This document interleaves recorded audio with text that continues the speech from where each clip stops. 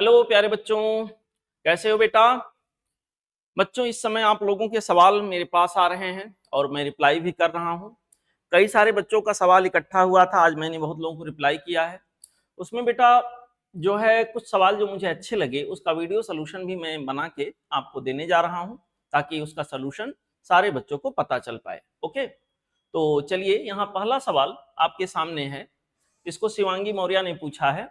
शुरुआत के 3 सवाल इसी बच्ची ने पूछा है। तो देखिए, पहला सवाल बेटा फ्लूइड मैकेनिक्स से है। क्या कह रहा है?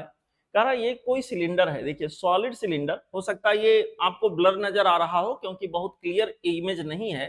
व्हाट्सएप पे बच्चे ने भेजा था, मैंने वही यहाँ पर लगा दिया है। ओके, तो मैं पढ़ के सुना देता हूँ। इसमें कह रहा solid cylinder of density rho not. Okay sir, cross sectional area इसका बताया है ये है, and length L floats in a liquid. एक लिक्विड के अंदर बेटा फ्लोट कर रहा, तैर रहा है। बहुत बढ़िया। कहा गया रो जो है वो हमारा लिक्विड की डेंसिटी बोल रहा रो है, और वो लिक्विड की जो डेंसिटी है वो सिलेंडर के डेंसिटी की तुलना में ज्यादा है, यानी सिलेंडर कम डेंसिटी का है, इसका मतलब वो तैरेगा। हमसे कह रहा with its axis vertical. Cylinder का जो एक्सेस ना बेटा वर्टिकल है, मैंने क्लियर डायग्राम यहाँ बना दिया है। Okay, it is slightly displaced downward and released. Okay sir, हमसे कहा time period will be, time period in fact वो ऑसिलेशन करेगा बेटा, एसएचएम पर करना शुरू कर देगा, उसका टाइम पीरियड क्या होगा? तो इस सवाल को लगाने के कई तरीके हुए बेटा। ये सिलेंडर है, या सिलेंडर हो या कोई भी, मैं कहता हूं वुड का एक ब्लॉक हो, प्लास्टिक का कोई ब्लॉक हो, रबर का कोई ब्लॉक हो, अगर वो इस तरह से है, अगर मैं इसको रख देता हूं, इसका कुछ हिस्सा इसके अंदर रहेगा, कुछ हिस्सा ऊपर रहेगा।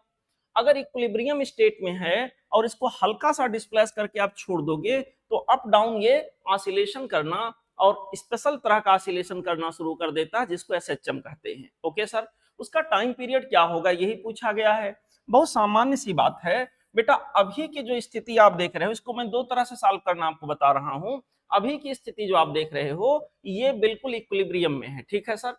अभी मैं थोड़ा सा मान लो इसको हल्का सा मैं डिस्प्लेस कर दूं, मैं ऐसे दिखा देता हूं बच्चों। मान लो मामूली सा इसको मैं इसके अंदर डिस्प्लेस कर दूं, इतना सा, यहाँ डाउनवर्ड डायरेक्शन में मैंने इसको कंप्रेस करके छोड़ दिया। तो बेटा इतना जब ये अंदर एक्स्ट्रा जाएगा, अभी तो mg पूरे सिलेंडर का वेट mg और पॉइंट फोर्स अपथ्रस्ट फोर्स दोनों एक दूसरे को बैलेंस कर दिए थे। ओके सर, लेकिन जब इतना हिस्सा इसका एक्स्ट्रा इसके अंदर जाएगा तो क्या होगा?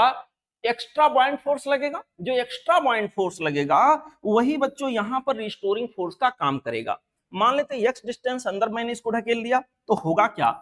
होगा ये मेरे बच्चों, सिंपल सी बात यहां सोचने को मिला हमें कि यहाँ पे ये होगा एक्स्ट्रा जो पॉइंट फोर्स होगा बेटा, एक्स्ट्रा पॉइंट फोर्स मतलब यहाँ के अंदर हमारे पास हो जाएगा हटाए गए लिक्विड का वेट। लिक्विड का वेट मतलब ml इंटू जी। ओके सर, यहाँ के अंदर यही हमारा रिस्टोरिंग फोर्स बन जाएगा। पूरे सिलेंडर का मास यहाँ पर m omega square x. Okay sir, ये ml मास ऑफ लिक्विड मतलब density of liquid. Density of liquid बच्चों हमको इन्होंने दिया है, that is rho. Okay sir, यहाँ into volume of liquid. Volume of liquid बेटा यहाँ पर इस सिलेंडर का cross sectional area multiplied by इसका इतना लेंथ। ये वाले पार्ट को मैं निकाल रहा हूं, इतना एक्स्ट्रा लिक्विड कितना हटा होगा एक्स्ट्रा पॉइंट फोर्स निकालने के लिए। लिक्विड की डेंसिटी रो है, यहाँ वॉल्यूम के जगह पर लिख देंगे a इंटू एक्स। इतना ही पार्ट का वॉल्यूम तो डिस्प्लेस करेगा, इनटू यहाँ के अंदर बच्चों हमारे पास हो गया जी। बहुत बढ़िया। यहाँ पर पूरे सिलेंडर का मास, पूरे सिलेंडर का मास मतलब पूरे सिलेंडर की डेंसिटी जो हमारे पास है रो नॉट इनटू पूरे सिलेंडर का बेटा यहाँ के अंदर जो वॉल्यूम होगा, वॉल्यूम कितना होगा? Cross sectional area multiplied by इसका ओवरऑल लेंथ। ओके सर, यहाँ के अंदर इनटू हमारे पास हो गया बेटा ओमेगा स्क्वायर इनटू यहाँ के अंदर आ गया एक्स। सर बहुत अच्छी बात है, यहाँ कई सारी चीजें बेटा कैंसिल आउट हो रही। देखिए ये वाला टर्म हमारा कैंसिल हो गया, एक्स वाला टर्म हमारा कैंसिल हो गया। यहाँ के अंदर बच्चों ओमेगा स्क्वायर की वैल्यू आप देखिए तो आ जाएगा रो इंटू जी डिवाइडेड बाय यहाँ के अंदर हो गया रो नॉट इंटू यहाँ के अंदर हो गया यल। बहुत बढ़िया सर, यहाँ पे ओमेगा स्क्वायर को हम लिखेंगे 4 पाई स्क्वायर अपान यहाँ के अंदर बेटा आ गया टी स्क्वायर। बहुत बढ़िया सर, यहाँ पर ये मेरे पास हो गया rho into g divided by rho naught into L. ठीक है सर, यहाँ के अंदर बच्चों टी की वैल्यू हम निकालने जाएंगे, टी स्क्वायर की वैल्यू देखिए क्या आ जाएगा 4 पाई स्क्वायर, यहाँ के अंदर हो गया rho naught into L divided by rho into यहाँ के अंदर बेटा आ गया जी। टी की वैल्यू हमारे पास हो जाएगा 2 पाई स्क्वायर रूट के अंदर बच्चों rho naught L divided by rho into g. यही इसका आंसर हो जाना चाहिए। मिलाइए कौन सा सही जा रहा है। 2 pi rho naught into L divided by rho into g. एक तरीका तो ये हुआ, ऑप्शन यहाँ करेक्ट जो मैच हो रहा है, बच्चे ने घेरा है शायद ऑप्शन 2। ओके सर, यहां एक तरीका और मैं आपको बता रहा हूं। जब इस तरह का कोई सवाल आपको दिखे तो आपको मैंने पढ़ाते वक्त एसएचएम में बताया भी था, इक्विलिब्रियम में जब कोई बॉडी ऐसे रहे किसी लिक्विड के अंदर फ्लोट कर रही हो, तो आप ये देख लो इक्विलिब्रियम में कितना हिस्सा इस बॉडी का लिक्विड के अंदर है। यहां के अंदर बच्चों इक्विलिब्रियम में बॉडी का इस सिलेंडर का जैसे है कितना हिस्सा इसके अंदर है, मैंने मान लिया एल डैश है, तो टाइम पीरियड आपको ऐसे सीधे लिख सकते 2 पाई स्क्वायर रूट के अंदर इक्विलिब्रियम में जितना हिस्सा उस ब्लॉक का, उस बॉडी का या उस सिलेंडर का लिक्विड के अंदर है, वो वाला हिस्सा उसका लेंथ डिवाइडेड बाई जी। अब आपके लिए कैलकुलेट करना पड़ेगा सर एल डैश क्या है। तो एल डैश कैलकुलेट करने के लिए हमारे पास तरीका ये होगा, सर जी यहाँ के अंदर जो इसका वेट है, वेट का मतलब मास ऑफ सिलेंडर, यानी कि बच्चों मास ऑफ सिलेंडर का मतलब हो गया डेंसिटी ऑफ सिलेंडर, जो कि बेटा यहाँ रो नॉट के बराबर दिया है।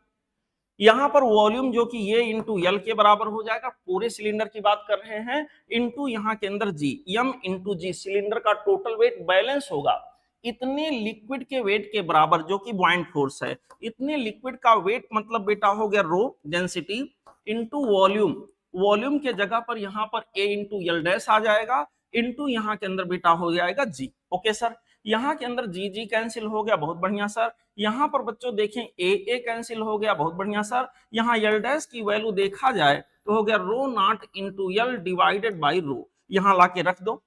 टी इक्वल टू हमारे पास हो गया 2 पाई स्क्वायर रूट के अंदर एल डैश के जगह पर बच्चों हमारे पास हो गया rho naught L divided by रो, जी पहले से मौजूद है। देखिए दोनों में एक ही आंसर आया, ठीक है। तो इसका करेक्ट चॉइस हमारे पास आ गया ऑप्शन 2। हो सकता है क्वेश्चन आपको बहुत क्लियर ना दिख रहा हो, मैं थोड़ा इसको जूम कर देता हूं, लेकिन इसका कॉन्सेप्ट मैंने आपको समझा दिया, होपफुली आपको समझ में आ गया होगा। अगला सवाल ये है कि यहाँ के अंदर एक सेमी सर्कुलर आर्क है और एक स्ट्रेट वायर है, और इसका लेंथ इधर से देखें इनफाइनाइट है, सेमी इनफाइनाइट लेंथ का कह लीजिए है। हमसे पूछा गया है, कह रहा कि यहाँ पे चार्ज की डेंसिटी, चार्ज है ये, इसके ऊपर चार्ज यूनिफॉर्मली डिस्ट्रीब्यूटेड है, और लीनियर चार्ज डेंसिटी यहाँ इसके ऊपर λ1 है और इसके ऊपर λ2 है। कहा गया है कि सेंटर वो पर अगर मैग्नेटिक फील्ड y के अलांग ऊपर की तरफ केबल हो, तो बताइए यहाँ के अंदर λ1 और λ2 का रेशियो क्या रहा होगा। तो समझने वाली बात है सर, ये जो हिस्सा है ये सर्कुलर वाला, सेमी सर्कुलर वाला, इसके वजह से जो इलेक्ट्रिक फील्ड की इंटेंसिटी होगी ना बेटा, इसके वजह से जो इलेक्ट्रिक फील्ड की इंटेंसिटी होगी मेरे बच्चों, वो ऐसे होगा, अवे होगा, समव्हाट लाइक दिस। यहाँ पे यहाँ से यहाँ तक यूनिफॉर्म रूप से चार्ज डिस्ट्रीब्यूट है, ये बाइसेक्ट करने वाली लाइन हुई, इसके अवे होगा क्योंकि पॉजिटिव चार्ज है मेरे बच्चों। ये हो गया electric field due to this part. चलो इसको सर मैं E2 मान लेता हूँ। ओके सर, यहाँ पे अगला जो हमारे पास कॉन्सेप्ट है वो ये है कि सर इसके वजह से यहाँ कितना होगा, सर इसके वजह से यहाँ कुछ ऐसे होगा। इसके वजह से दो कंपोनेंट होंगे हमारे पास इलेक्ट्रिक फील्ड के, एक कंपोनेंट हमारा इधर होगा, इसको चलिए सर बोल देता हूं y कंपोनेंट EY, और एक कंपोनेंट हमारे पास इधर होगा, ये हमारे पास क्या हो गया EX। तो इसके वजह से इलेक्ट्रिक फील्ड की इंटेंसिटी बेटा यहाँ पर जो हमारे पास हो केवल y में हो, केवल y में तभी हो सकता है जब ये वाला मेरे पास जो इलेक्ट्रिक फील्ड है, सिंपल वे में मैं लिख देता हूं, इसके वजह से आने वाला इलेक्ट्रिक फील्ड और इसके वजह से आने वाले इलेक्ट्रिक फील्ड का y x कंपोनेंट, ये दोनों एक दूसरे को क्या करें, बैलेंस कर दें। ओके सर, यहाँ के अंदर इसका मतलब this much should be equal to this much, ऐसा होना ही चाहिए। सर यहाँ एक चीज निकालना तो आसान है, क्या आसान है भैया, यहाँ E2 निकालना सर आसान है। E2 की वैल्यू निकालने जाओगे बेटा तो E2 की वैल्यू हमारे पास बाई फार्मूला आ जाएगा lambda divided by 2 pi epsilon not, यहाँ के अंदर बच्चों हो जाएगा lambda divided by 2 pi epsilon not, ये वाला रेडियस, रेडियस की वैल्यू बच्चों यहाँ के अंदर जो भी दिया है कैपिटल आर के बराबर दिया है। ओके सर, यहाँ पर इंटू साइन थीटा बाई 2, यहाँ का एंगल टोटल 180 है, साइन 180 बाई 2 कर लेंगे हम लोग, यहाँ के अंदर आ गया साइन 180 बाई 2। ओके सर, इसको सॉल्व किया, साइन 90 मीन्स 1 आ गया। ई की वैल्यू बच्चों हमारे पास इसके ऊपर जो लैम्डा है दैट इज लैम्डा 2, तो लैम्डा 2 हम इसको ऐसे भी लिख सकते हैं 1/4 पाई एप्सिलॉन नॉट, यहाँ के अंदर बच्चों लैम्डा 2 डिवाइडेड बाई आर, लेकिन यहाँ 2 था तो यहाँ ऐसे कर दो ताकि मामला हो जाए बैलेंस। साइन 90 की वैल्यू क्या आ गई 1, इसको शॉर्ट में लिखना चाहते हो तो के लिख लो। यहाँ पर ये जो मेरे पास इलेक्ट्रिक फील्ड है जिसको कि E2 हमें लिखना चाहिए था, इस E2 की वैल्यू बच्चों निकालने पर हमारे पास कुछ ऐसे आ गया, E2 इक्वल टू के इंटू 2 लैम्डा 2 डिवाइडेड बाई बच्चों यहाँ के अंदर हमारे पास आ जाएगा कैपिटल आर के बराबर। बहुत बढ़िया सर। अब सर इसके वजह से क्या हो गया, तो सेमी इनफाइनाइट लेंथ का है। अगर आपने मैग्नेटिज्म का फार्मूला पढ़ा हो बेटा, उसके सिमिलर इसका फार्मूला होता। कुछ चीजें मैंने ऑलरेडी लिख रखा है आपको समझाने के लिए। अगर इस तरह से कोई स्ट्रेट वायर है, उसके ऊपर यहाँ कोई चार्ज यूनिफॉर्म रूप से डिस्ट्रीब्यूटेड है, यहाँ उसके आसपास कोई पॉइंट हमारा है, यहाँ पे इलेक्ट्रिक फील्ड की इंटेंसिटी चेक करनी है, तो बच्चा चेक करने का तरीका ये है, यहाँ जैसे मैग्नेटिज्म में आप लिखते थे mu not upon 4 pi mu not upon 4 pi I divided by R sine alpha plus sine beta, उसी तरह म्यू नॉट अपॉन 4 पाई के स्थान पर आ जाएगा के का मतलब 1/4 pi epsilon not. Okay sir, lambda divided by ये वाली परपेंडिकुलर सेपरेशन जो भी होगा लिखेंगे sign alpha plus sine beta. Okay बेटा, ये इससे हमें पता चलेगा x component of electric field. यहां पर हो सकता है इलेक्ट्रिक फील्ड के दोनों कंपोनेंट हो, वाई और एक्स दोनों हो, तो एक्स कंपोनेंट को निकालने के लिए ये फार्मूला लगाना है, और Y component of electric field अगर निकालना हो तो उसके लिए ये फार्मूला लगाना है कि lambda by R cos alpha minus of cos beta, ऐसा कुछ करके हमें इक्वेशन को लगाना है। ओके सर, अब देखें, मान लो हमारा इस तरह का वायर है, फाइनाइट लेंथ का है सर, दोनों इनफाइनाइट हैं, और साथ ही साथ अल्फा बराबर बीटा है। तो अगर अल्फा बराबर बीटा होगा तो sign alpha plus sine alpha लिख सकते हो, यहाँ के अंदर आ जाएगा 2 साइन अल्फा, एक्स कंपोनेंट ऐसा हो गया, और y कंपोनेंट बेटा अगर अल्फा बीटा बराबर हैं तो cos alpha minus cos alpha के टर्म में आ जाएगा, यानी y कंपोनेंट यहाँ इस तरह के वायर के लिए अगर अल्फा बीटा बराबर है तो क्या आ गया 0। ओके सर, यहाँ पर केवल x component of electric field, इसका मतलब होगा y कंपोनेंट की वैल्यू क्या होगी बेटा 0 होगी, केवल x component of electric field यहाँ पाया जाएगा, वही नेट भी होगा। ओके सर, यहाँ पर अगर वायर हमारा इनफाइनाइट लेंथ का है, इनफाइनाइट लेंथ का है तो हम यहाँ कहीं इलेक्ट्रिक फील्ड की इंटेंसिटी निकालना चाहते हैं, बेटा इनफाइनाइट लेंथ इस इनका पता ही नहीं, तो अल्फा टेंड टू क्या हो जाएगा, अल्फा और बीटा, अल्फा भी 90 की तरफ जा रहा है और बीटा भी किधर जा रहा है 90 की तरफ जा रहा है। मेरे बच्चों यहाँ पर अल्फा बीटा अगर 90-90 हम रख देते हैं तो यहाँ 2 आ जाएगा। इस तरह से हमारे पास बच्चों यहाँ के अंदर फार्मूला कुछ इस तरह से मिलेगा k into 2 lambda divided by small R, उसको खोलोगे ऐसा कुछ फार्मूला बन जाएगा, और यही मैंने आप लोगों को पढ़ाते वक्त लिखाया था क्योंकि इसी को आपकी जरूरत पड़ती है। ओके सर, वाई कंपोनेंट का क्या हाल होगा, सर अल्फा बीटा अगर दोनों 90-90 हैं तो sine 90 cos 90 minus cos 90 0 minus 0, मतलब ये पूरा टर्म हमारा 0 आ गया, 0 मल्टीप्लाइड बाय समथिंग 0, यहाँ पर भी बेटा y कंपोनेंट क्या होगा 0। लेकिन अगर सेमी इनफाइनाइट लेंथ का हो तो बेटा अल्फा तो हमारा 0 हो जाएगा, अगर सेमी इनफाइनाइट लेंथ का है और यहाँ कहीं हमें इलेक्ट्रिक फील्ड की इंटेंसिटी निकालनी है तो यहाँ कहीं निकालना होता, तो चलो हम देखते हैं यहाँ के अंदर अल्फा कितना है, कुछ होता, यहाँ निकालना है तो अल्फा की वैल्यू 0 हो जाएगी, और ये वाला इंड अगर हमारा इनफाइनाइट है तो बीटा की वैल्यू बेटा 90 डिग्री की तरफ जा रहा होगा। अगर ऐसा हम यहाँ रखते हैं तो साइन अल्फा की जगह जो भी है साइन 90 हो गया प्लस साइन 0, माफ करिए बेटा, साइन यहाँ के अंदर 0 प्लस साइन 90, मतलब 0 प्लस 1, सब मिला जुला के हमारा फार्मूला एक्स कंपोनेंट के लिए बना के lambda by R. Okay sir, यहाँ पर वाई कंपोनेंट के लिए फार्मूला बनाएंगे तो वाई कंपोनेंट में अल्फा की वैल्यू देखिए बेटा यहाँ 0 हो गया, अल्फा की वैल्यू 0 हो गया, और बीटा की वैल्यू बच्चों यहाँ के अंदर 90 डिग्री हो गया। अगर ऐसा हम यहाँ करेंगे अल्फा की जगह 0 रख दो सर, बीटा की जगह 90 डिग्री रख दो, तो ऐसा करने से हमारे पास बीटा की वैल्यू 90 डिग्री रखा 0 हो गया, ये 1 आ गया। यहाँ पर इसका मतलब x कंपोनेंट और y कंपोनेंट दोनों क्या होंगे, ऐसे केस में सेम आ जाएंगे। तो अब वापस आते हैं बेटा, यही वाला केस तो है, एक इनफाइनाइट एक फाइनाइट, तो यहाँ पर हमारे पास x कंपोनेंट और y कंपोनेंट सेम आने हैं। सर कितना आना है, x कंपोनेंट अभी आपने देखा था निकालने पे आ रहा था k, और यहाँ के अंदर बच्चों हो जाएगा λ1, क्योंकि यहाँ λ1 है, डिवाइडेड बाय बेटा यहाँ के अंदर क्या आ जाएगा, यहाँ के अंदर आ जाएगा 8। ओके सर, ऐसा कुछ आ गया। यहाँ पर हम क्या करेंगे, इन दोनों का रेशियो ले लें। हमसे कहा है कि बताइए यहाँ नेट इलेक्ट्रिक फील्ड y में है, y में इसलिए है क्योंकि x वाले ने एक दूसरे को कैंसिल कर दिया होगा, ये वाला x ये वाले कंपोनेंट को कैंसिल कर दिया होगा बेटा। यहाँ के अंदर इसका मतलब Ex should be equal to कितना, E2।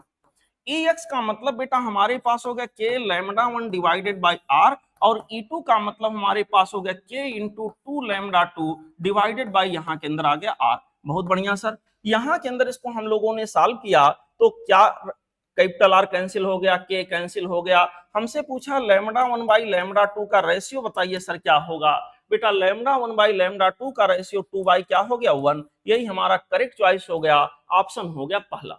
ओके, इसको देख लीजिएगा एक बार आप लोग ध्यान से। यहाँ पर इस तरह के इक्वेशंस बनते हैं, मैग्नेटिज्म से काफी कुछ कोरिलेट हो रहा होता है। अगला सवाल इसी बच्ची ने पूछा है, इसने 3 सवाल पूछा था कि सर ये बताइए, यहाँ पर इस बच्चे ने मैसेज में लिखा है, देखिए ये फोर्स और ये हमारा डिस्टेंस का एक्सिस है। ओके सर, बच्चे ने ये पूछा है कि सर यहाँ हमें वर्क डन निकालना है, तो चलिए फोर्स और डिस्प्लेसमेंट का अगर ग्राफ है और हमें वर्क डन निकालना होता तो एरिया से काम चल जाता, लेकिन इतने पार्ट में पूछा गया है, 0 मीटर से लेकर 35 मीटर के बीच में, x इक्वल टू 0 से x इक्वल टू 35 के बीच में वर्क डन कितना होगा, ये सवाल पूछा गया है। तो हमें केवल इतना एरिया चाहिए है, ये वाला एरिया चाहिए है। तो ये वाला एरिया पता करने के लिए हमें ये वाली वैल्यू पता होनी चाहिए। ये वाली वैल्यू कैसे पता करेंगे मैं आपको बताता हूं। मेरे बच्चों ध्यान से देखो, अगर तो ये वाला ट्राइंगल, दिस वन, ये वाला ट्राइंगल और ये वाला ट्राइंगल, ये दोनों सिमिलर ट्राइंगल हैं। सिमिलर ट्राइंगल की खास बात होती है उनके करस्पॉन्डिंग आर्म का रेशियो सेम आता है। जैसे यहां पे मैं इसको मिटा देता हूं, अच्छा नहीं लग रहा है ऐसे।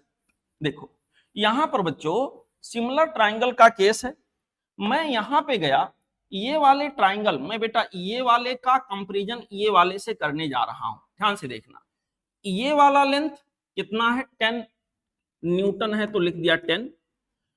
ये वाला लेंथ कितना होगा हमें नहीं पता है, चलो सर इसको मैंने लिख दिया f, this is f, 10 by f। ठीक है, ये वाले ट्राइंगल का ये वाला length, corresponding length similar triangle का छोटे वाले का, इनका रेशियो लिया बेटा। अब यहां पर हमें मालूम है बड़े वाले ट्राइंगल का ये वाला लेंथ 40 और 25 के बीच में डिफरेंस 15 का आएगा। ओके सर, और यहां पर छोटे वाले ट्राइंगल में जाएंगे, इसका करस्पॉन्डिंग ये होगा 35 और 40 के बीच में 5 का अंतर है। ओके सर, ऐसा कुछ आ गया। मेरे बहादुर बच्चों यहां पर इसको हम सॉल्व करेंगे, देखें क्या आता है। यहां पर आ गया कितना भैया 3, और f की वैल्यू हमने निकाला तो आ गया 10/3। ओके सर, अब आसान हो गया।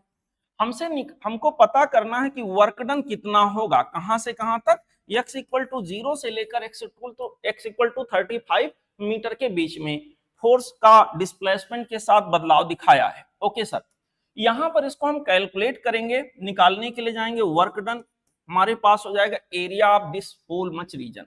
तो इसमें 2 हिस्से कर लेते हैं, एक हिस्सा ये कर लेते हैं, एक ट्रेपीजियम हमें ये दिख रहा है और एक ट्रेपीजियम मुझे ये दिख रहा है। ठीक है, इन दोनों को निकालते, पहले इसकी बात करते हैं। हाफ इंटू दोनों पैरेलल आर्म का सम, पैरेलल आर्म मतलब यहां पर हो गया 25 25, और यहां पर बच्चों हमारे पास 25 और 10 का अंतर 15, 25 प्लस 15, ये हो गया 25 प्लस ऑफ 15 मल्टीप्लाइड बाई दोनों के बीच का परपेंडिकुलर सेपरेशन जो कि कितना है 10। ओके सर, प्लस यहां के अंदर हो जाएगा हाफ इंटू ये वाला ट्रेपीजियम जो बन रहा है, इसके बारे में सोचो, दोनों पैरेलल आर्म का सम दिस प्लस दिस, दिस का मतलब 10 10 एंड दिस का मतलब बेटा f। यहां के अंदर हमारे पास हो गया 10 प्लस ऑफ f, और f की वैल्यू बच्चों कितनी है 10/3 मल्टीप्लाइड बाई इन दोनों के बीच का परपेंडिकुलर सेपरेशन। देखो यहाँ 35 है, यहाँ 25 है, मेरे ख्याल से 10 का अंतर आ गया, यहाँ पर हो गया 10। इसको सॉल्व करके देख बेटा, देखो क्या रिजल्ट आएगा। ये हो गया हाफ इंटू 40 इंटू 10 प्लस बच्चों हो जाएगा हाफ इंटू ये हो जाएगा 300, और यहाँ पर माफ करेगा बेटा 30 प्लस 10 40, 40 मल्टीप्लाइड बाय 10 400 हो गया। This whole much is divided by क्या हो जाएगा 3। ओके सर, यहाँ के अंदर ये 400 बाई 2 यानी 200 आ गया, प्लस बच्चों यहाँ पर हमारे पास ये कितना हो गया भैया, ये हो गया 200/3, 200/3। ओके सर, यहाँ पर इसको सॉल्व करोगे सब मिला जुला के 6 3 18, यहाँ पर बच्चों इसको सॉल्व करके आप देखना 267 के आसपास, एग्जैक्ट नहीं लगभग इतने के बराबर आपका आंसर आपको मिल जाएगा। यहां पर बच्चों इसका सही आंसर होगा 267 जूल। करेक्ट चॉइस हो गया ऑप्शन 2। ओके, ये अगला सवाल जो भेजा है बच्चे का नाम है रवि बाबू। हाँ बेटा रवि बाबू देख लो इस सवाल को कैसे सॉल्व होगा। कहा गया है, ये इन्होंने मैसेज व्हाट्सएप में ऐसे लिख के भेजा था, टेक्स्ट में टाइप करके, मैंने उसी को कट करके यहाँ लगा दिया है, थोड़ा साफ आ रहा है। ये body of mass capital M kg is on the top of a smooth hemisphere of radius capital radius 5 metre. बेटा 5 मीटर रेडियस का कोई हेमीस्फेरिकल सरफेस है, उसके टॉप पर कोई कैपिटल M मास की बॉडी ऐसे रखी हुई है यहाँ पे कहीं। ओके सर, हमसे कहा गया है कि बताइए it is release to slide down the surface of the hemisphere. इसको हल्का सा ऐसे पुश किया गया होगा और ये ऐसे स्लाइड करने लगा होगा। It leaves the surface when it's vertical velocity is 5, माफ करिएगा its velocity 5 metre per second. जिस समय इसकी वेलोसिटी बच्चों 5 मीटर पर सेकेंड होता है, उस समय सरफेस को लीव कर जाता है, छोड़ देता है। ओके सर, हमसे कहा गया at this instant the angle made by radius vector, मतलब दिस वन, रेडियस वेक्टर के द्वारा जो एंगल बनाया जाएगा विथ द वर्टिकल इज, मतलब ये वाला एंगल हमसे पूछा गया है। मेरे बच्चों वैसे तो जो लीव करने वाला सवाल होता है उसका एक सॉलिड आंसर है, ये वाली वैल्यू हमारी r/3 आती है, लेकिन रवि बेटा आपने जो सवाल भेजा है उसमें डेटा के हिसाब से आंसर कुछ और मिल रहा है। ऑथेंटिकली देखें, अगर डेटा सही से दिया गया होता तो ये वाली वैल्यू r/3 आता है, यानी 5/3 आता, r की वैल्यू 5 है, लेकिन यहाँ कुछ और आ रहा है। तो इनफैक्ट सवाल में डेटा सही से नहीं दिया है, लेकिन अगर सवाल में कुछ डेटा दिया है तो उसी को मानकर हमें लगाना पड़ेगा, अपने मन से तो हम मान नहीं सकते। तो बेटा यहाँ के अंदर देखते हैं, जब कभी इस पॉइंट से पार्टिकल गुजर रहा होगा उस समय इसके ऊपर नॉर्मल फोर्स कुछ यूं लगा होगा, रेडियली आउटवर्ड। ओके सर, इस समय इसका जो वेट है धरती मैया ने जो इसके ऊपर फोर्स लगा रखा है ऐसे नीचे की तरफ लगा होगा, m इंटू जी। बहुत बढ़िया सर, कैपिटल M दिया है तो भैया उसी की भाषा में लिखे, नहीं तो नाराज हो जाएगा। यहाँ के अंदर ऐसा कुछ सिचुएशन बनेगा, ये दोनों लाइनें पैरेलल हैं, ये एंगल थीटा है तो ये भी क्या होगा, थीटा होगा। बच्चों mg का इधर वाला कंपोनेंट हमारे पास बन जाएगा क्या, mg cos थीटा।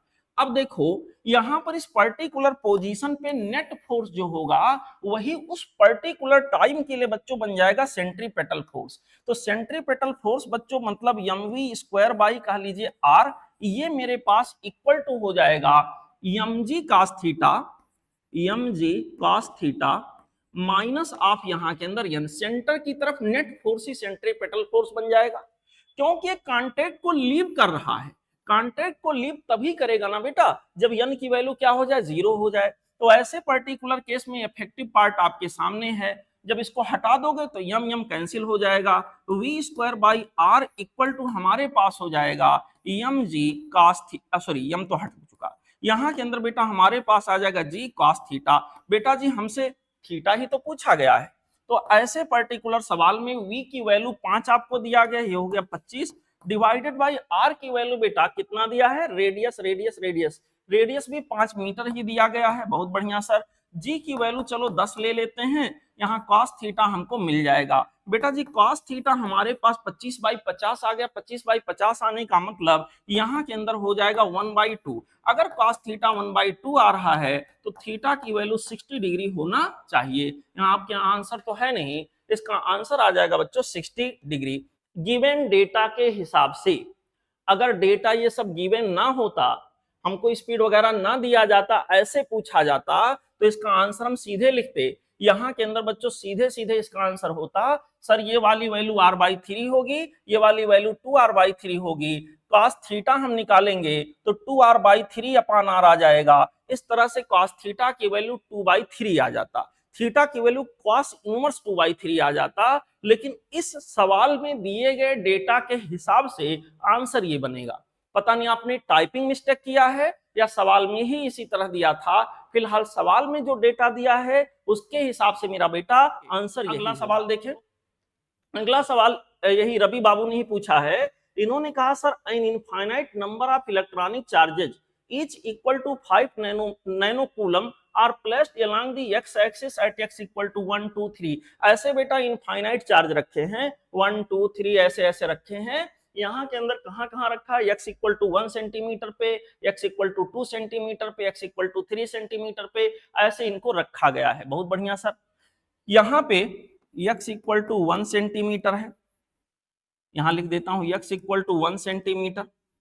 यहाँ पर बेटा x इक्वल टू मैं ऐसे लिख देता हूँ 1 सेंटीमीटर, 2 सेंटीमीटर, 3 सेंटीमीटर, 4 सेंटीमीटर, ऐसे इनफाइनाइट चार्जेज है। और आगे बोल रहा है कि जो चार्ज हैं वो अल्टरनेट मैनर में अपोजिट साइन के हैं। मतलब पहला अगर पॉजिटिव मानूं तो दूसरा निगेटिव है, तो अगला फिर पॉजिटिव है, अगला फिर निगेटिव है, ऐसे रखे गए हैं। उसने पूछा है कि बताओ सर यहाँ पर जो हमारा ओरिजिन है x इक्वल टू 0, वहां पर इलेक्ट्रिक फील्ड की इंटेंसिटी कितनी होगी। तो बेटा अगर आप ऐसे सिंपल सा दिमाग लगाओ, क्योंकि सभी x एक्सिस पे हैं तो मामला हो गया आसान। या तो यलांग होंगे या तो अपोजिट होंगे।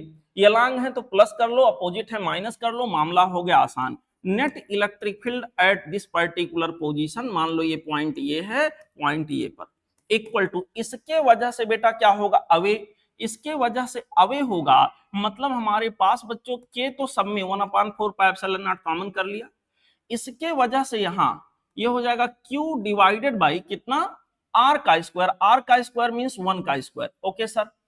अब इसके वजह से टूवर्ड्स है तो हमें माइनस करना पड़ेगा, दिस माइनस दिस, यहां के अंदर हो जाएगा Q/2 का स्क्वायर, Q/2 का स्क्वायर। डेटा थोड़ा गड़बड़ हो रहा है बेटा, यहां देखो 1 2 यहाँ 4 सेंटीमीटर था और यहाँ 8 सेंटीमीटर था। Okay sir. यहां के अंदर इसके वजह से यहाँ 2 का स्क्वायर हो गया, इसके वजह से यहाँ इसको प्लस कर देंगे, यहाँ के अंदर बच्चों Q डिवाइडेड बाई 4 का स्क्वायर हो गया, इसके वजह से टूवर्ड्स होगा तो माइनस कर देंगे, Q डिवाइडेड बाई 8 का स्क्वायर हो जाएगा। ऐसा बेटा आगे प्लस माइनस इनफाइनाइट तक होता जाएगा। Okay sir. यहाँ पर K को हमने ऑलरेडी कॉमन कर रखा, Q को भी कॉमन कर लेंगे। यहाँ पर क्या बचेगा, 1 माइनस 1/4 प्लस यहाँ के अंदर हो जाएगा 1/16 माइनस यहाँ के अंदर हो जाएगा 1/64 प्लस यहाँ पर ऐसे बच्चों इनफाइनाइट तक ये चलता चला जाएगा। Okay sir. यहाँ पे अगर देखो तो एक जीपी बन रहा है, जीपी बन रहा है जिसमें जो रेशियो होता है, कॉमन रेशियो होता है, उसकी वैल्यू -1/4 आएगा। 1 को -1/4 से मल्टीप्लाई करो, -1/4 बन गया। -1/4 को -1/4 से मल्टीप्लाई करो, +1/16 बन गया। +1/16 को -1/4 से मल्टीप्लाई करो, -1/64 बन जाएगा। तो बेटा यहाँ पर हमारे पास जो यूनिवर्सल रेशियो बना दैट इज स्मॉल r, जो कि यहाँ -1/4 के बराबर है। अगर आपने कभी पढ़ा हो जीपी इनफाइनाइट सीरीज वाला, तो इसका फॉर्मूला था ये डिवाइडेड बाय 1 - r, जहां r की वैल्यू 1 से कम होनी चाहिए, जो कि है। यहाँ पे मेरे बच्चों के जगह पर मैंने लिख लिया 9 × 10⁹ सवाल में गिवन भी है।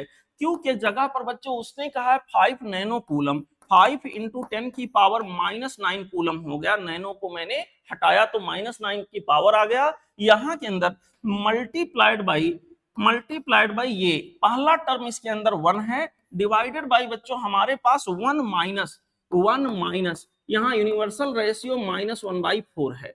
सब मिला जुला के कहानी हमारे पास ये हो गया बच्चों। यहाँ पर आ गया 45, ये दोनों पावर एक दूसरे को कर देंगे कैंसिल आउट। यहाँ के अंदर बेटा हमारे पास हो जाएगा 1 + 1/4, नीचे आ जाएगा 5/4, 5/4 का 4 ऊपर आ गया, ऐसा कुछ हो गया। और इस तरह से बच्चों हमारे पास, अच्छा एक चीज और, ये हमारा जो दिया गया है ये सेंटीमीटर में दिया गया है। सेंटीमीटर को मीटर में बनाएंगे तो 10 की पावर, क्योंकि स्क्वायर था, 10 की पावर -4 मीटर स्क्वायर आ जाएगा। इसको ऊपर पहुंचा दीजिए तो ये आ जाएगा 10 की पावर 4।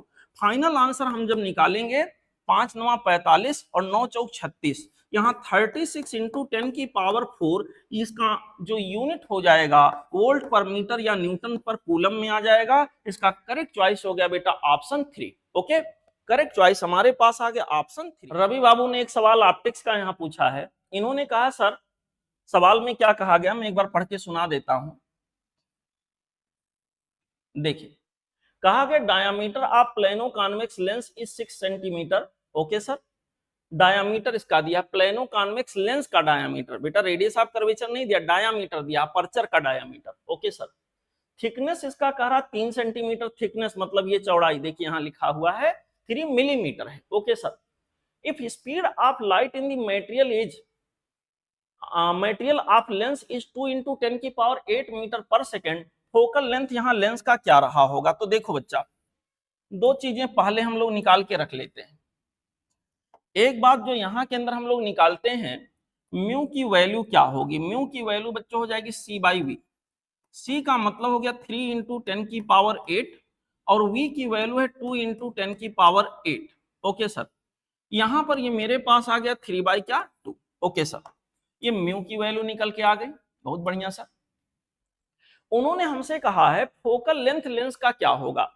इसके लिए मुझे चाहिए होगा बेटा radius of curvature. Focal length निकालने के लिए हमें दो बातें चाहिए हैं, रेडियस ऑफ कर्वेचर और दूसरा चीज जो हमें चाहिए है वो है बेटा यहाँ रिफ्रैक्टिव इंडेक्स। एक चीज की व्यवस्था होगी, दूसरा हमें देखना पड़ेगा। सर रेडियस ऑफ कर्वेचर, ये हमारा प्लेनो कॉन्वेक्स लेंस ऐसे है, इसका रेडियस ऑफ कर्वेचर, जिस स्फेयर का एक्सट्रैक्शन ये है उसका रेडियस क्या रहा होगा, ये है रेडियस ऑफ कर्वेचर। तो रेडियस ऑफ कर्वेचर का मतलब ये वाली वैल्यू, ये वाली वैल्यू, ये वाली वैल्यू। यहां के अंदर बच्चों अगर मैं ये वाले ट्राइंगल पर अपना ध्यान फोकस करूं, ध्यान से देखना बेटा, ये वाले ट्राइंगल पर अपना ध्यान फोकस करूं तो बच्चों यहां पर हमारे पास क्या होगा, आर का स्क्वायर, जो रेडियस ऑफ कर्वेचर है जिस स्फेयर से इसको निकाला गया होगा, आर का square equal to this much का स्क्वायर। सर दिस मच मतलब capital R minus this much, चलो इसको मैं मान लेता हूं यक्स। बेटा कैपिटल आर, तो ये वैल्यू आपकी कितनी आ जाएगी, ये रुको भाई, यहां के अंदर मेरे बच्चों ये वैल्यू आपकी कितनी आ जाएगी, ये हो जाएगी कैपिटल आर माइनस एक्स। अगर इसको इधर एक्स मान लिया तो ये जो 3 मिलीमीटर लिखा ना, चलो इसके लिए सिंबल यूज कर लिया x, x equal to 3 millimetre, तो ये जो मेरे पास यक्स था इसको मैंने माइनस कर दिया आर माइनस एक्स। तो रेडियस ऑफ कर्वेचर बच्चों अगर मैं देखने जाऊंगा तो पाइथागोरस थ्योरम लगाइए, आर का स्क्वायर इक्वल टू यहां हो गया आर माइनस एक्स का whole square plus this much, ये इसका जो डायामीटर था ना उसका आधा है, यानी कि ये जो हमारे पास अपर्चर है उसका रेडियस, अपर्चर के रेडियस को मान लेता हूं ए का स्क्वायर, ऐसा कुछ हो गया। मेरे बहादुर बच्चों आर का square equal to A minus B का whole square, A square plus B square minus 2ab प्लस आप यहां के अंदर हो गया ये स्क्वायर, कैपिटल आर स्क्वायर नहीं, कैपिटल आर स्क्वायर को हटा दिया बेटा, यहां के अंदर 2 टाइम्स ऑफ आर एक्स यहां पर आ गया, एक्स स्क्वायर प्लस ऑफ ये स्क्वायर, यहां पर बच्चों रेडियस ऑफ कर्वेचर की वैल्यू हो जाएगी एक्स स्क्वायर प्लस ऑफ ये square divided by 2 times of क्या, 2 टाइम्स ऑफ एक्स। ठीक है, वैसे ये बेटा थिक लेंस हो गया। थिक लेंस आपके सिलेबस का कंटेंट नहीं है, लेकिन सामने आ गया सॉल्व करते वक्त तो निपटा दे रहा हूं, देख लीजिए मेरे बहादुर बच्चों। अब क्या होगा, यहां पर इन सबकी वैल्यू आपको दिया है, सर यक्स कितना है, यक्स हमारा 3 मिलीमीटर है। 3 मिलीमीटर का मतलब बच्चों यहां के अंदर हमारे पास हो जाएगा 3 मिलीमीटर का मतलब 0.3 इतने का स्क्वायर हो गया सेंटीमीटर, दिस मच सेंटीमीटर का स्क्वायर। ये जो हमारा अपर्चर है, अपर्चर का डायमीटर 6 सेंटीमीटर है, तो अपर्चर का रेडियस कितना होगा बच्चों? 3 सेंटीमीटर। यहां हमारे पास 3 का स्क्वायर हो गया। This whole much is divided by 2 times of x. 2 times of x का मतलब 2 इंटू, यहां के अंदर बच्चों हमारे पास आ जाएगा कितना भैया? 0.3 बहुत बढ़िया सेंटीमीटर। आर की वैल्यू बच्चों इसको हम निकालेंगे, कितना आ जाएगा भैया? 9.09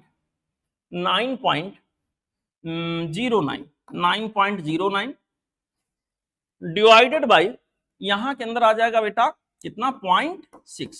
0.6। इसको सॉल्व करोगे तो आ जाएगा 90.9 डिवाइडेड बाई 6। ओके सर, 6 आ गया, 6 कितना आ जाएगा? 6 किम 6, 6 5 गईया 30। ओके सर, और यहां पर 15.15 इसका रेडियस ऑफ कर्वेचर हो गया बच्चों। Focal length plano convex lens का होगा r divided by mu minus 1। r के जगह पर आ गया 15.15 सेंटीमीटर, म्यू माइनस 1 यानी 3/2 माइनस 1 करेंगे तो आपका आ जाएगा 1/2। 1/2 का 2 ऊपर जाएगा, इसका आंसर आ जाएगा 30.30 सेंटीमीटर। अप्रॉक्स में आंसर पूछा है। यहां के लिए बच्चों हमारे पास करेक्ट चॉइस हो गया ऑप्शन 3, 30 सेंटीमीटर इसका सही आंसर हो जाएगा। ओके, ठीक है बेटा, चलिए आगे बढ़ते हैं। ये अगला सवाल प्रियंका ने पूछा है। ये बच्चे यहां पर थर्मोडायनेमिक्स का ऐसे ही इन्होंने एक सवाल और पूछा है, ये मैग्नेटिज्म से है। एक सवाल और पूछा स्क्रू गेज से है। तो आइए तीनों का जवाब लेते हैं बारी बारी से। बेटा यहाँ पे ये बच्ची का सवाल मेरे को भेजी है, थर्मोडायनेमिक्स का है।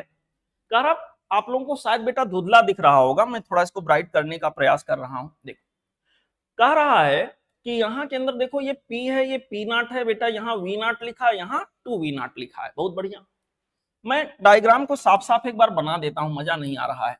ऐसे एक एक्सिस है प्रेशर के लिए, एक एक्सिस है वॉल्यूम के लिए। पीवी डायग्राम के सवाल आप लोगों ने बहुत किया होगा, वैसा ही कुछ सवाल है। ओके सर, यहाँ पे कहानी कुछ ऐसे है, ये V के लिए है, P के लिए है।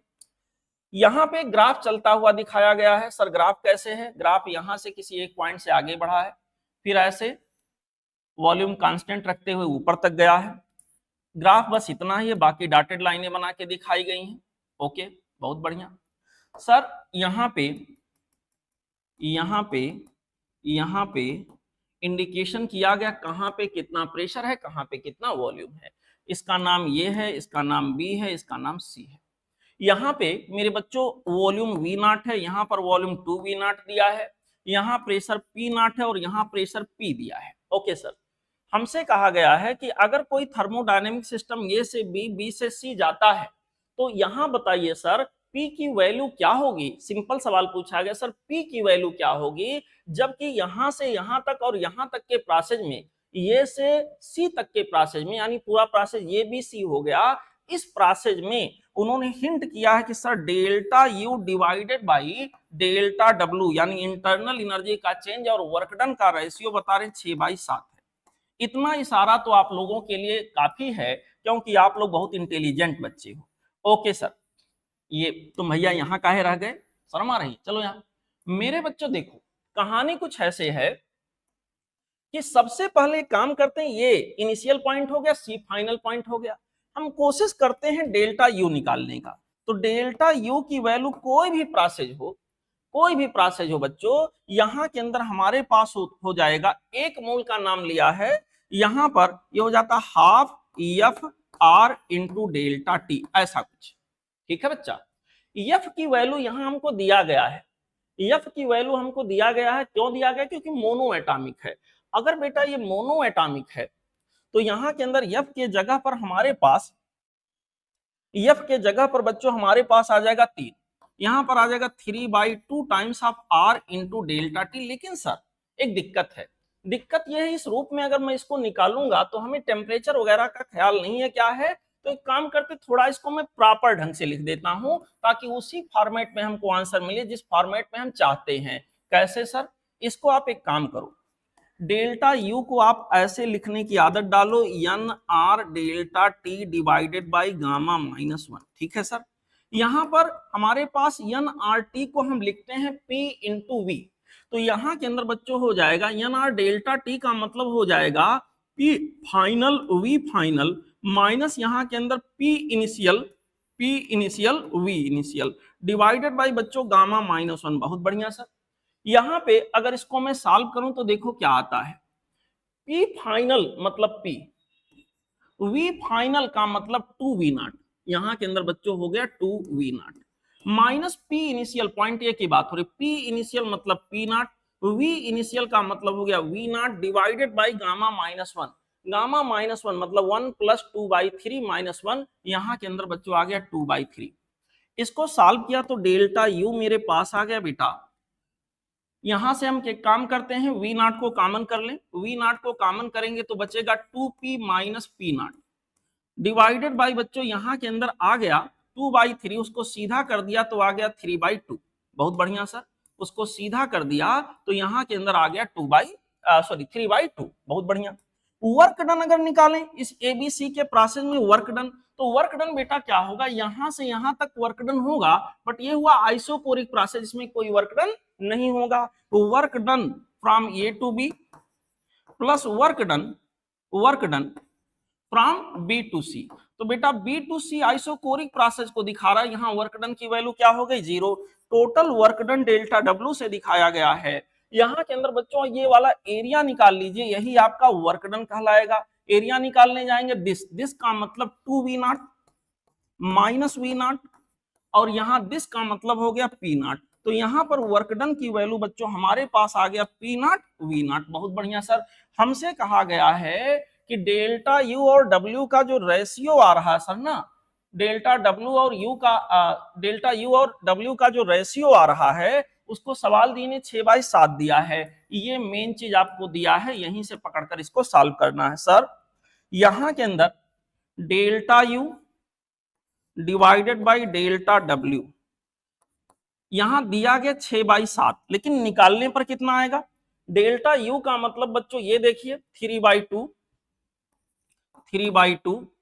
यहां पर v0, और यहां पर आ गया बेटा 2p minus of p0, this whole much is divided by, यहां डेल्टा डब्ल्यू के जगह पर बच्चों हमारे पास हो गया p0 v0, ये ratio, this ratio is given to me over here, यहां पर बच्चों ये हमारे पास दिया गया 6/7। बहुत बढ़िया सर, इसको सॉल्व कर लेते हैं, v0 कैंसिल हो जाएगा, यहां के अंदर बच्चों हमारे पास आ गया 3 into 2p minus of p0, यहां 2 नीचे आएगा अपॉन 2p0, यहां के अंदर बच्चों यहां हो गया 2p0। ओके सर, यहां इक्वल टू हमारे पास आ गया 6/7। ओके सर, देखते हैं पूरा सॉल्व करके क्या आता है। यहां इसको सॉल्व करते जाओ बेटा नियम कानून से, इसको थोड़ा और मेहनत किया जाए, हमारे पास कुछ ऐसे आ जाएगा 3 सते 21, 21 या तो यहीं कट कर लो, छोटा हो जाएगा 3, यहां पर कट करोगे बेटा 3 2 जा, यहां के अंदर आ जाएगा 6। ठीक है, 2 को उधर ले जाओ, 2p minus of p0 equal to 2p minus of p0 equal to, यहां के अंदर बच्चों हमारे पास आ जाएगा 4/7 टाइम्स ऑफ p0। बहुत बढ़िया, यहां के अंदर 2p की वैल्यू बच्चों 4/7 p0 प्लस आप यहां हो गया p0। बहुत बढ़िया सर, यहां थोड़ा और मेहनत कर लिया जाए, यहां पर इसको पूरा ओवरऑल सॉल्व करके निकालेंगे तो 2p की वैल्यू हमारे पास हो जाएगी कितना बच्चा, यहां पर 7 4 11 p0 बाई क्या आ गया बेटा 7, p की वैल्यू हमारे पास आ जाएगी 11/14, 11/14 p0। देखो कोई है, ऑप्शन पहला हो गया 11/14 p0। ओके, होपफुली समझ गए। मैग्नेटिज्म से है, सवाल को मैं समझा देता हूं, यहाँ तो बड़ा ब्लर है, बहुत क्लियर नहीं है, व्हाट्सएप पे जो इमेज आया था मैंने वही लगा दिया है। देखें, सवाल में ये कहा गया है कि कोई स्पाइरल कॉइल है जिसका कॉइल जो है ए से बी तक फैला हुआ है, उसने हमसे कहा है कि सर ऐसा है कि अगर ये से बी तक फैला है और इसमें करंट आई जा रहा है, ओवरऑल करंट हर टर्म के अंदर कितना जा रहा है, आई, तो उसने ये पूछा कि बताइए ओवरऑल कॉइल की वजह से इसके सेंटर पर मैग्नेटिक फील्ड क्या होगा। तो यहां पर बच्चों एक सिंपल सा काम आपको करना, अगर मैं रिंग की वजह से पूछता, एक सिंगल टर्न कॉइल होता या लूप होता और सेंटर पर मैग्नेटिक फील्ड पूछता, आप हंसते मुस्कुराते बता देते sir mu naught N I divided by 2r। Sir वैसा ही कुछ सोचो, शुरुआत वहीं से करते हैं मेरे बच्चों, शुरुआत वहीं से करते हैं। हम क्या करते हैं बेटा कि मान लेते हैं यहां पर एक रिंग, एक जो है बहुत कम थिकनेस का एक रिंग यहां पर मैं एज्यूम कर लेता हूं ऐसे। एक सेकेंड बेटा, मुझसे बहुत सिमेट्रिकल तो नहीं बन पाएगा लेकिन कॉन्सेप्ट समझ लीजिएगा बच्चों। यहां पर एक कंसेंट्रिक रिंग मैं एज्यूम कर रहा हूं, थोड़ा थिक इसलिए दिखा रहा हूं ताकि आपको समझा ले जाऊं वो कॉन्सेप्ट जो आपको समझाने की मैं कोशिश कर रहा हूं।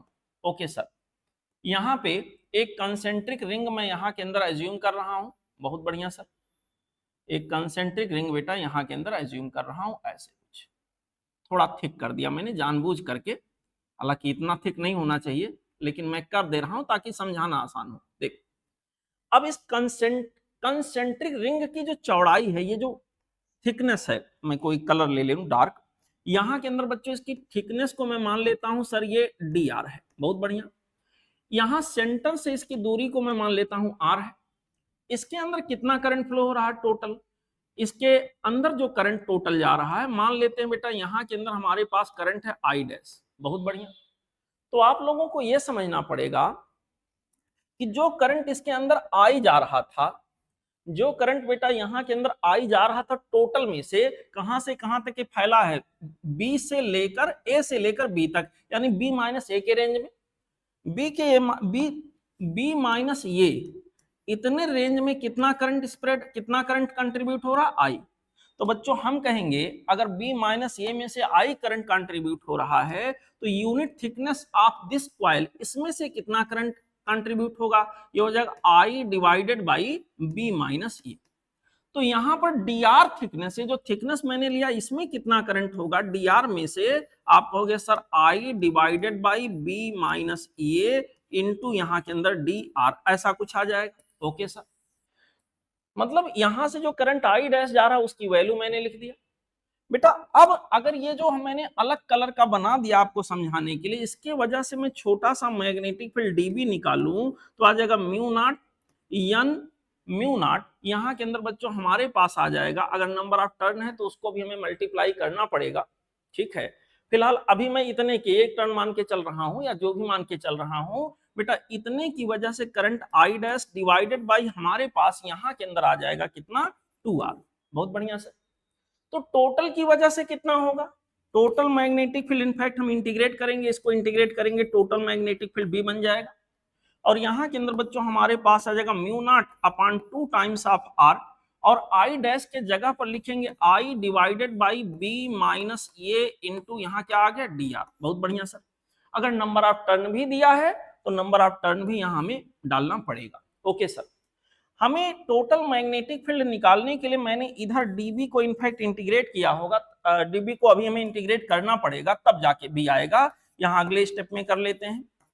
जब इंटीग्रेट करेंगे बेटा तो ये देखो 2 कांस्टेंट, बहुत बढ़िया सर, 2 तो कांस्टेंट होगा ही, ये इतना टर्म जो मैं कलर बदल रहा हूं बेटा ये पूरा का पूरा कांस्टेंट हो गया, तो हमारे पास आ गया mu naught N I divided by 2 times of B minus A, this whole much यहां के अंदर आगे dr बाई r, इंटीग्रेशन इधर का हो जाएगा ऐसे, r कहां से कहां तक जा रहा है, B से A तक, इसका रेंज लगा देंगे बेटा B से A। Okay sir, magnetic field हमें चेक करना है इस पूरे की वजह से यहाँ कितना होगा, तो यहाँ ओवरऑल मैग्नेटिक फील्ड सीधे शब्दों में लिखें B आ गया, यहाँ आ गया mu naught N I divided by बेटा हमारे पास हो जाएगा 2 times of B minus A, 1 by r का इंटीग्रेशन r के रेस्पेक्ट में नेचुरल लॉग r, रेंज लगाएंगे from B to A, from B to A, तो बेटा जब इसको हम लोग सॉल्व करेंगे फ्रॉम कहां से कहां, B टू A नहीं, इसको सही कर लीजिए A टू B, छोटा टू बड़ा जाना ना, A टू B,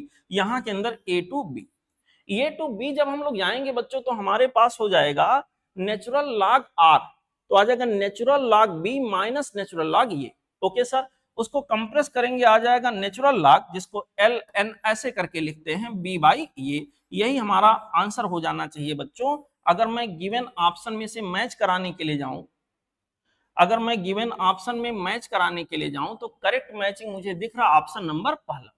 ठीक है, होपफुली आप लोग समझ गए होंगे। ये बेटा आईआईटी में आया हुआ सवाल है, आरोडो का सवाल है। सबसे पहले आईआईटी जेईई ने पूछा था, उसके बाद कई जगहों पे रिपीट हुआ है। फिलहाल आपके नीट में भी ये सवाल नहीं आया हुआ है।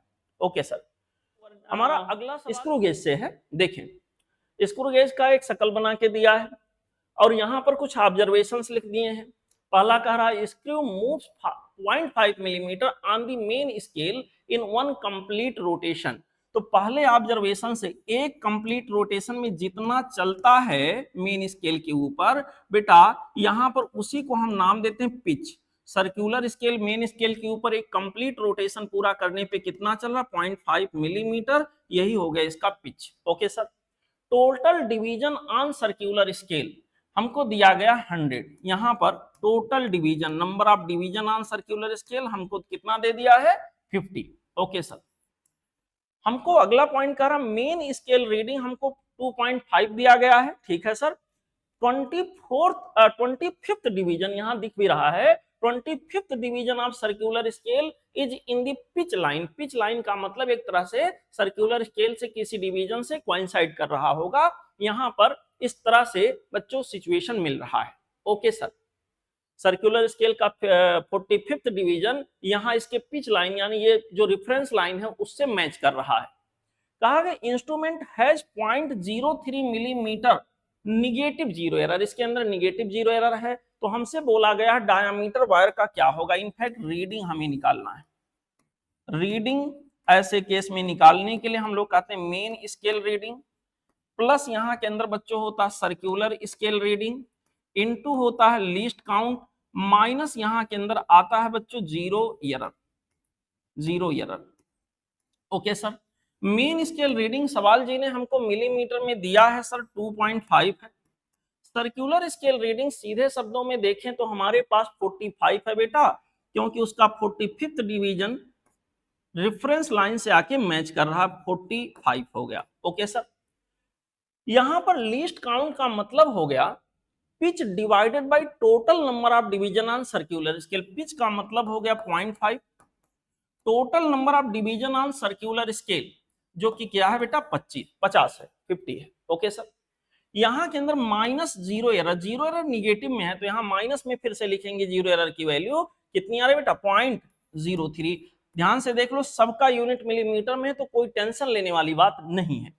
यहाँ के अंदर बच्चों आ गया 2.5, चलो जीरो भी बढ़ा दो ताकि आसान रहे। यहाँ पर बच्चों 2 से ऊपर नीचे मल्टीप्लाई कर लो तो 1/100 आ जाएगा, यानी ये आ जाएगा 0.45। ओके सर, और यहां पर आ गया प्लस हमारे पास 0.03। ओके सर, 0 5 5 3 8, यहाँ के अंदर आ गया 8 5 4 9 और 0, यहाँ हो गया 9 2, बस 2 और क्या 2.98 बच्चों मिलीमीटर में इसका आंसर हो जाएगा। ऑप्शन आ गया तीसरा। ठीक है, करेक्ट चॉइस यहाँ के लिए हो गया ऑप्शन 3। बस बाकी और सवाल बच्चों आपके पास हैं तो आप भेजिए, मैं उसको रिप्लाई करने का पूरा प्रयास करूंगा। ठीक है, अगर मुझे लगा कि सवाल का वीडियो बनाना चाहिए तो वीडियो बना के भी मैं आपको रिप्लाई करूंगा।